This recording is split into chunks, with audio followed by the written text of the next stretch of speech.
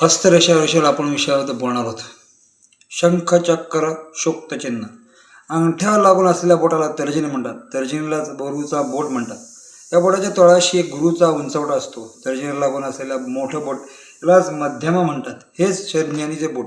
या बोटाच्या तळाशी शनीचा उंचवटा असतो. सर्वात शेवटचं लहान बोट म्हणजे करंगळी. या बोटाला सुधाचे बोट म्हणतात.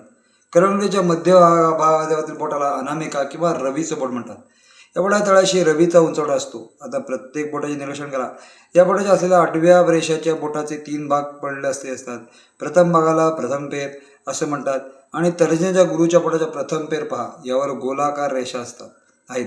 याला चक्र म्हणतात. प्रत्येक बोटाच्या पहिल्या पेऱ्यावर चक्र, शंख, शुक्त अशी यापैकी कोणतरी एक चिन्ह आढळतेच. आपल्या तर्जनीवर कोणते चिन्ह आहे ते पहा. मध्यम शनीच्या बोटावर शंख चिन्ह दाखवले. रवीच्या बोटावर शुक्य चिन्ह दाखवलं आहे. दोन्ही हाताच्या बोटांवर एकूण किती चिन्ह आहेत? अशा प्रत्येक चिन्ह शंख दाखवत आहेत. एकूण किती शुक्त चिन्ह आहेत हे मोजून ठेवा.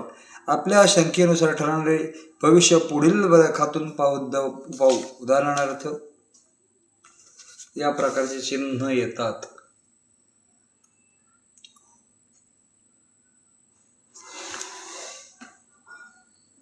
संतान रेषा, विह रेषा, मंगळ, ऋण, धुळचंद्र, हर्षल, नेपच्यून, भावंडांची रेषा, प्रेम रेषा, ते प्रेमाची रेषा, प्रेम वह रेषा.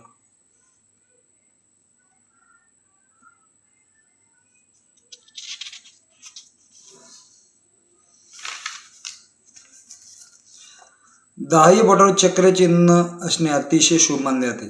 चक्रवर्ती राजा लोकांचे हे लक्षण आहे. आपल्या पुरातन ग्रंथात म्हटले आहे की परंतु सध्याच्या युगात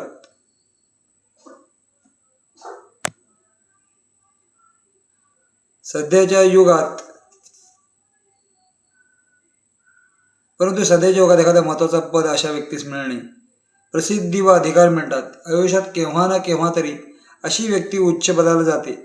9 चक्र, 8 चक्र, 10 चक्र, 10 शुक्त असल्यास काय घडते हे पुढील लेखात पाहू. चक्र, शंख, शुक्ती चिन्ह कशात असतात हे आपण पाहिलं. पहिल्या 10 बोटावर चक्र शुभ मानले जाते. तसेच 10 बोटांवर शंखही शुभ मानतात. परंतु या व्यक्तीला झगडून यश व उच्चपद मिळते.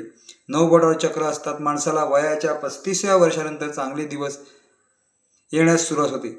पैसा मिळतो, वाहन सुख मिळतं. 8 चक्रे असतात. आरोग्याच्या विशेषतः पोटाच्या तक्रारी आयुष्यात सतत सतावीत राहतात. 7 बोटावर चक्रे असल्यास कामात दिरंगाई होते. चिकाटी ठेवूनच कामे करायला लागतात. सर्व गोष्टी उशिरा मिळतात. 6 बोटावर चक्र असतात. शत्रूचा त्रास होत राहतो. कोणाचे काम केलं तरी तो शेवटी फिरतो व मानसिक त्रास आयुष्यात सतत राहतो.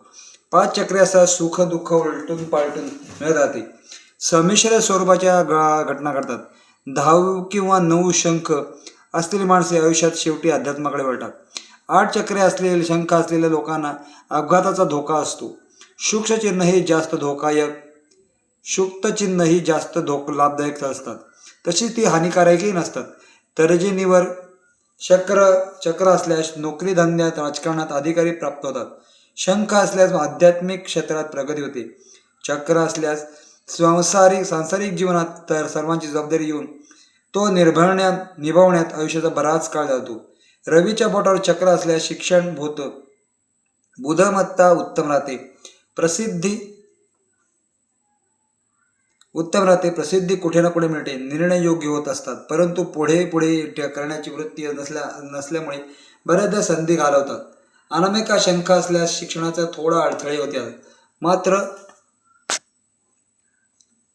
मात्र कठीण परिस्थिती मात करून व्यक्ती पुढे जाते. शनीच्या बोटावर चक्र असल्यास नोकरीपेक्षा धंद्यात चांगले लाभ होतो. निळ्या रंगाची गाडी वापरावी, चांगला फायदा होईल. शनीच्या बोटावर शंख असल्यास कोटकरचे प्रकरण उद्भवतात. वादाचे परिणाम निर्माण होतात. स्पष्ट दुर्गण ठरतो. बुधाच्या बोटावर चक्र असल्यास प्रवास भरपूर होतो. व्यापारानिमित्त प्रवास होत राहतो. टुरिस्ट, केटरिंग, कस्टम क्लिअरिंग व्यवसायाचा फायदा होतो. बुधाच्या बोटावर शंख असल्यास लोखंडी, किराणा माल आदी व्यवसायात फायदा होतो. नोकरीला त्रास होत राहतो. नोकरी सोडण्याची इच्छा होत राहते. बुधाच्या शंख असल्यास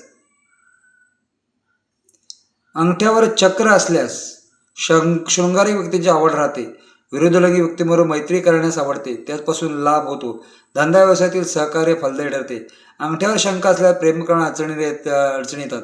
शृंखलित जीवनात अडचणी येतात. स्त्रियांच्या वस्तूंचा व्यापार करा. तळातळ इतरही चिन्हे आढळतात. आपण हळूहळू सर्व रेषांच्या उंचवट्याचा चिन्हाचा लेखा म्हणून विचार करू. भेटूया पुढच्या वेळेस.